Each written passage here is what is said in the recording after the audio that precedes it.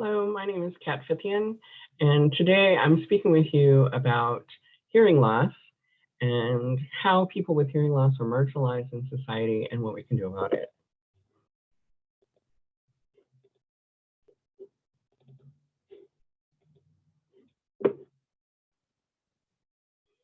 Hearing loss is something that is highly prevalent in our society.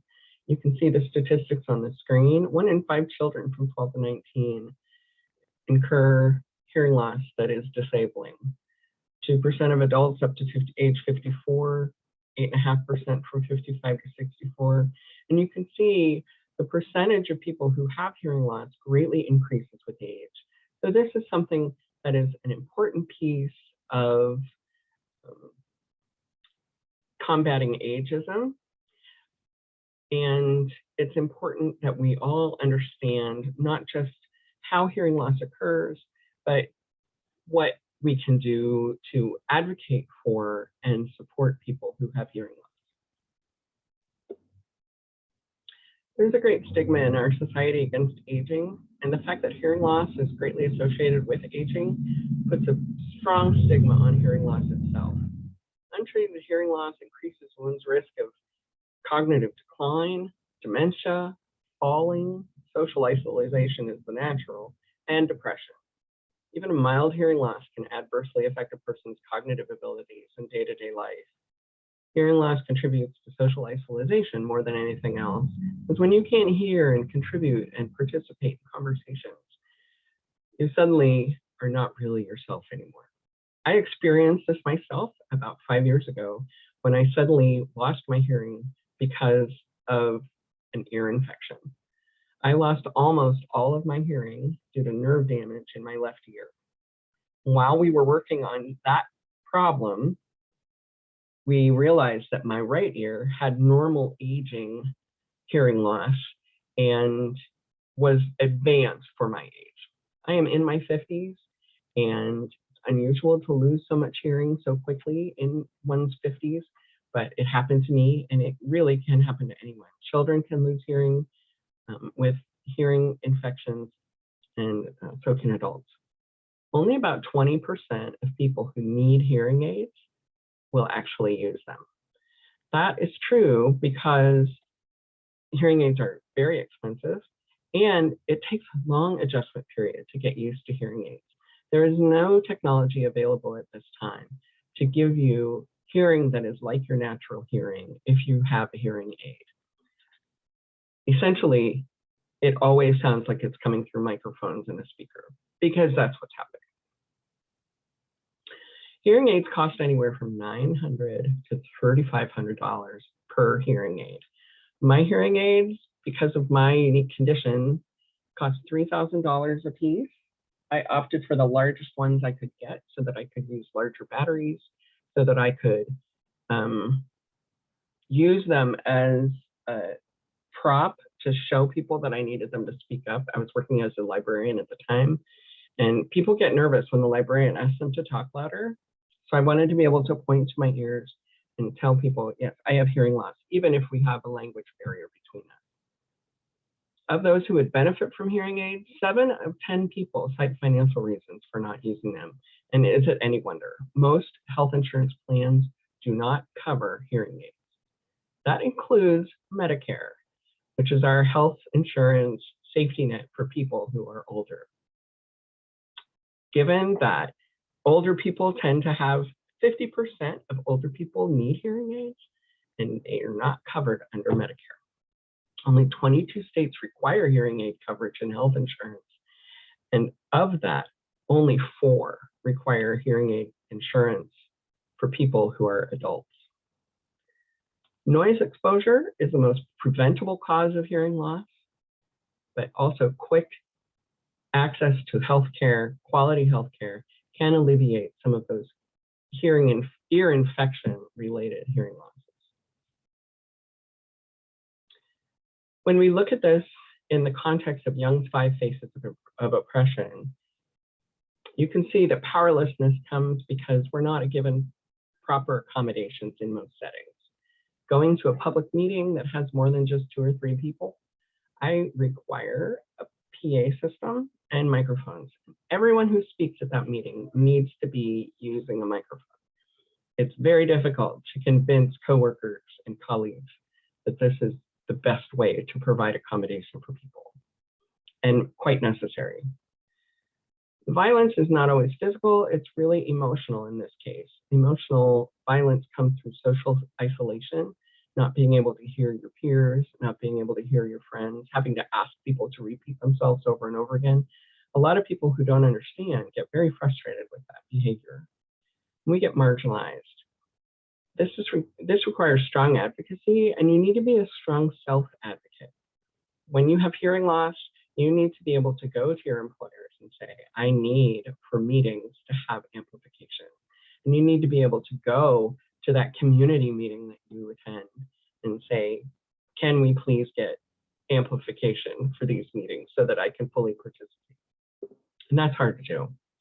Cultural imperialism is witnessed here because we assume that everyone can hear.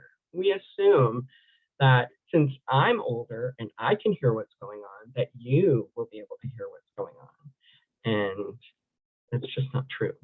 And exploitation, I would say the highest example of this is that almost all of us have to pay out of pocket for any treatment that we get.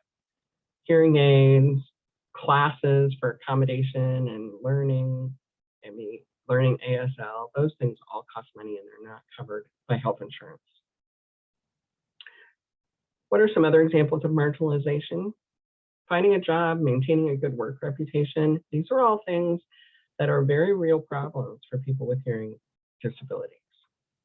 When mistakes are made, employers and coworkers will say, oh, it's your hearing disability, instead of thinking, oh, it's something that we have not taken care of in our structure and in our system. Lack of access to treatment and unemployment. The unemployment statistics come from the labor force characteristics summary. Only 19.1% of people with disabilities were employed in 2021, compared to 63.7% of able-bodied people.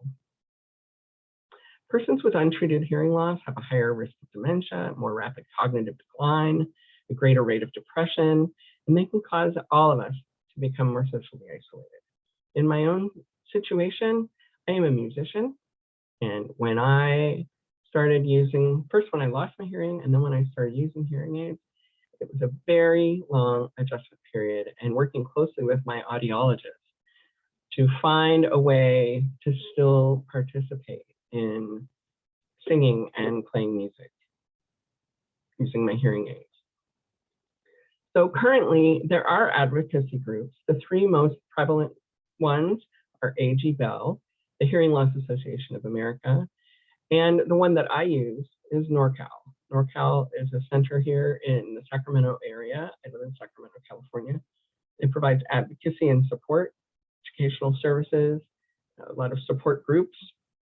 And when I lost my hearing, a consultant from NorCal came to work with me and helped me figure out what accommodations could be asked for. I was very fortunate in that my employer was very accommodating for almost all scenarios. It was wonderful. I was very lucky. So how do we as social workers and therapists serve people with hearing issues? First, I want to encourage all of you to be open and aware of hearing problems and the possible effects that they may have on people. Understand that hearing aids are very expensive. So many people 7 out of 10 people who need hearing aids do not have them or don't use them. So reduce the background noise in your practice. Hearing aids pick up all noises at equal frequencies. So that fan that's running is just as loud in my hearing aid as your voice. Encourage meetings to use speakers and microphones. Pass the microphones around from person to person as people speak in your group meetings. Provide that amplification for people. Provide subtitles on all videos, closed captioning in webinars, and ASL interpreters, and provide those things proactively. Don't wait for the person who has the disability to ask for the help. Educate yourself on how to interact with people with multiple disabilities, including hearing loss. And assess your clients when they come in for further accommodation needs. If you find that someone has hearing loss, work with them to find all the accommodations and the support that they need in their situation. Learn the best ways to advocate for that accommodation in other situations. Help obtain treatment for hearing loss. Do the searches with your clients to help find funding. Those 3 advocacy groups that I mentioned previously are some of the best sources for getting scholarships and payment for hearing aids. Advocate on a macro level whenever you can by speaking up about hearing loss and effects, advocating for inclusion of hearing aids in Medicare and other health insurance plans. This is something that should be required as part of our basic healthcare needs. If you want to know more about how to be sensitive to people with disabilities, I highly recommend this video by the disability group with the federal government. It's called "There's No Need to Be Awkward," and it is delightful and very helpful. And I also suggest that you read through How to Communicate with People Who Have Hearing Loss and watch that YouTube video. It's really quite helpful. These are my references.